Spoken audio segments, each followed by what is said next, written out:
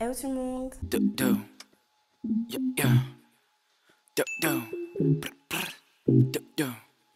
Hello tout le monde, j'espère que vous allez bien. Aujourd'hui, on va faire la vidéo bouture avec moi. Depuis le temps que je dois bouturer certaines de mes plantes et clairement j'ai procrastiné à mort. Et d'ailleurs, j'ai maintenant une plante qui touche le plafond.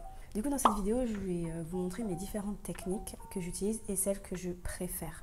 Sachez tout de même qu'il est préférable de bouturer au printemps-été car les températures sont meilleures et les boutures prennent plus facilement, surtout si vous n'avez pas de tapis chauffant. En plus de ça, j'ai remarqué qu'il était quand même préférable de bouturer ces plantes ou alors de couper la tête parce que comme ça, vous aurez des plantes qui seront beaucoup plus étoffées.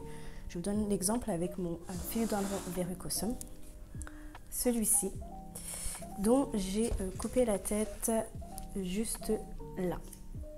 Donc j'ai coupé la tête et depuis il m'a fait deux nouveaux départs, un ici et un là. Donc en fait il a continué en haut et puis il a fait un nouveau départ sur le côté. Du coup ce qui va me permettre d'avoir une plante un peu plus étoffée.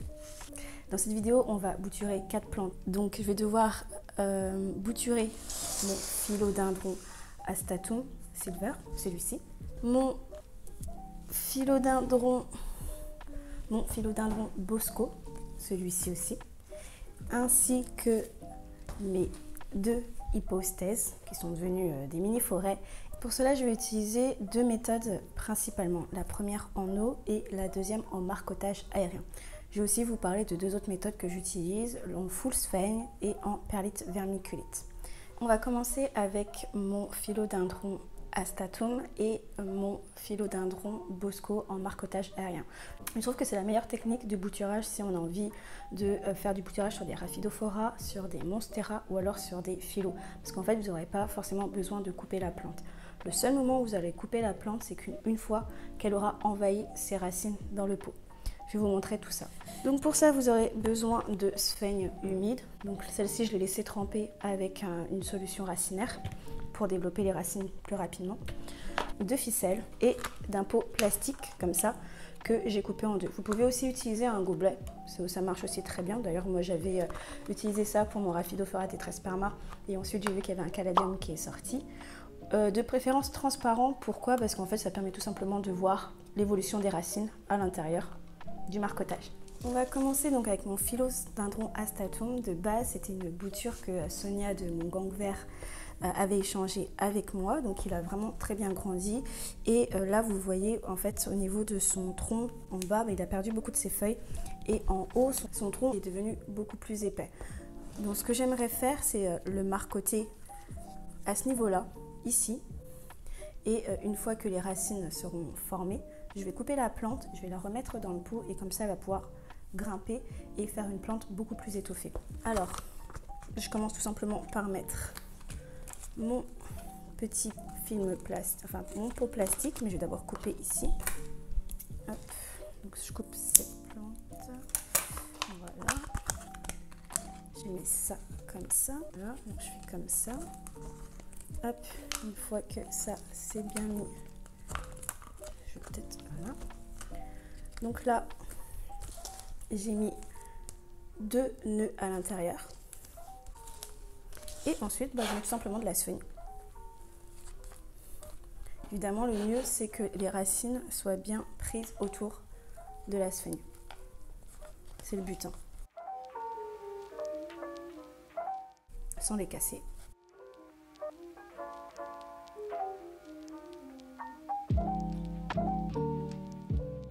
Et voilà. Et ensuite j'utilise... Ah, c'est en train de tomber. Ça va couper le truc. Il va falloir que je trouve une solution. Bon, attends. Je crois que je vais faire ça. Voilà. Ensuite, je prends de la ficelle. Là, j'ai mis une espèce de tuteur comme ça, juste pour tenir, pour pas que ça tombe. Et après, tout simplement, je mets la ficelle tout simplement autour du pot pour pouvoir serrer au maximum les racines autour de la sphaigne. Tout simplement. Voilà, donc là, c'est mis.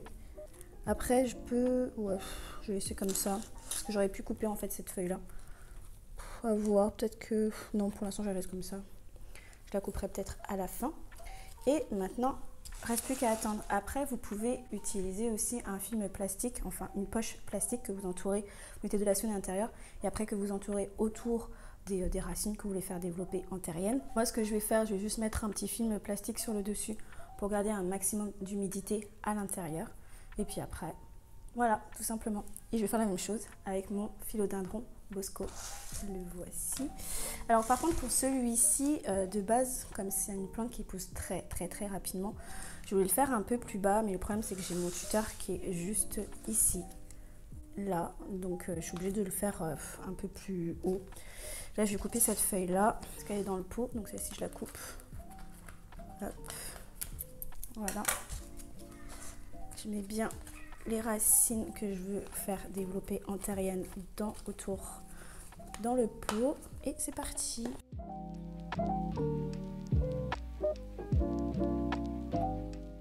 Hop.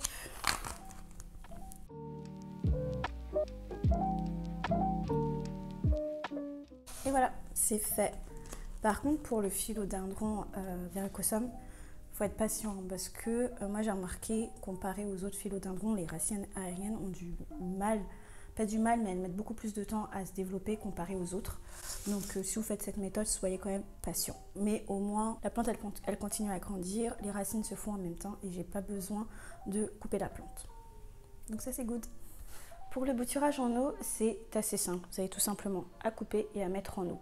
Par contre, faites attention, toute plante n'aime pas forcément les boutures en eau. Moi, je sais que j'ai perdu des plantes avec du bouturage en eau, mais vous avez les pothos qui se développent très bien avec l'eau.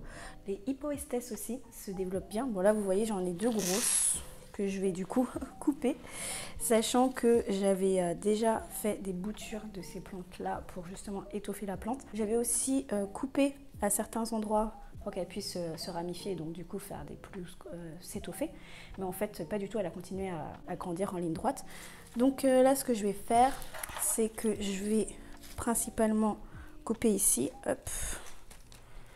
Ah, il faut que je prenne un sécateur. Pour mes hypoestes, je vais tout simplement les couper en plusieurs tronçons et les mettre en eau. Et comme ça, une fois que les racines seront développées, je vais pouvoir les mettre encore dans le même pot. Par contre, ça prend du temps. Moi, je sais que la dernière fois que j'avais fait ça, les premières racines qui sont apparues, c'était au bout de 1 mois. Donc, je vais couper ici, là, hop. Je vais partir sur 2 nœuds. Là. Je vais regarder ce qu'il a fait. Il a fait toute une partie sans racines, sans feuilles. Donc, cette partie-là, je vais la mettre aussi dans l'eau. Et la deuxième, celle-ci, je vais la couper sur le haut surtout.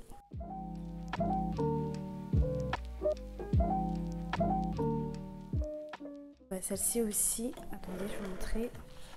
Parce que là, voilà, elle m'a fait une longue tige, sans feuilles, sans racines. Donc je vais couper au bas et je partirai sur une nouvelle plante. Hop. Et voilà, ça me fait un énorme bouquet que je vais laisser en eau. Et d'ici 1 mois, on verra ce que ça donne. Et voilà, ça c'était pour les plantes que je devais bouturer avec vous. Et du coup, je vais vous montrer la partie où les boutures sont déjà faites. Et je vais pouvoir vous parler de mes boutures en fausse feigne et en perlite vermicule. Ici, c'est mon petit coin bouturage avec tapis chauffant et lampe. Donc, mais aussi mon coin infirmerie. Quand je dois sauver des plantes, je les mets généralement ici. Donc là, vous avez une bouture de Monstera adansonii que j'ai bouturée en fausse feigne, que j'ai mélangée avec du Rugius. Donc là, vous pouvez voir que j'ai déjà des racines qui sont apparentes. Et même, j'avais fait une bouture de 3 feuilles et puis là, elle m'a déjà sorti une autre.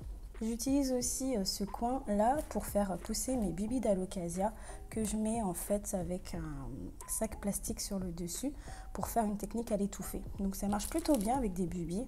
Je vais essayer de retirer le plastique et vous montrer. Les voici, vous avez ici donc une Alocasia Sarian, une Lotherbachia, une petite Dragon Skyle et celle-ci je ne sais plus. Donc moi je fais pousser mes bibis comme ça dans un bac en plastique avec de la sphaigne et à l'étouffer et je trouve que ça marche plutôt bien comme ça. D'ailleurs j'utilise aussi cette technique pour sauver mes plantes. Là, vous avez ma Cleopelata que je vais d'abord du coup ouvrir le sac plastique parce que de base, je n'avais plus aucune feuille. Donc là, je vais le retirer pour qu'elle puisse développer sa feuille. Mais pareil, je l'ai mis en full sphaigne avec du Rodius et regardez, ça marche plutôt bien. Mais je recommande quand même d'avoir un tapis chauffant pour que ça prenne plus vite. Autre plante aussi que j'ai sauvé, une de mes Alocasia watsoniana que j'ai mis en full sphaigne avec à l'étouffer avec un sac plastique. Dernière plante dont je vais vous parler, une calathea. Je parle rarement des calatheas sur ma chaîne tout simplement parce que j'ai du mal avec cette plante. Et par contre, c'est des plantes que j'ai remarqué qui adorent la perlite vermiculite. Donc celle-ci, pour la sauver, je l'ai mis en perlite vermiculite et ça marche vraiment du tonnerre. J'ai quand même remarqué que la perlite vermiculite, chez moi en tout cas, marche beaucoup mieux avec les calatheas qu'avec les Alocasia ou les autres types de plantes de type monstera. Par contre, les philodendrons, franchement top. J'ai sauvé comme ça mon philodendron mamey et j'ai fait pousser une bouture de philodendron Burl Max avec la perlite vermiculite. Moi, ce que je vous conseille en fait pour la perlite vermiculite, c'est de soit jouer sur les arrosages, de laisser sécher de temps en temps, parce que la problématique, c'est qu'on peut vite faire noyer ces plantes avec ce substrat-là. Et voilà, c'était tout pour bouture avec moi. Donc je vous ai montré plusieurs techniques, je vous ai montré celle que je préférais, donc le marcottage aérien, ainsi que la full sphaigne en eau et en perlite vermiculite. J'espère que cette vidéo vous aura plu. N'hésitez pas à me faire des retours et si vous avez d'autres méthodes de bouturage qui vous plaisent ou que vous préférez selon le type de plante ou celle que vous préférez en fait tout simplement. On se dit à la prochaine fois. Bye!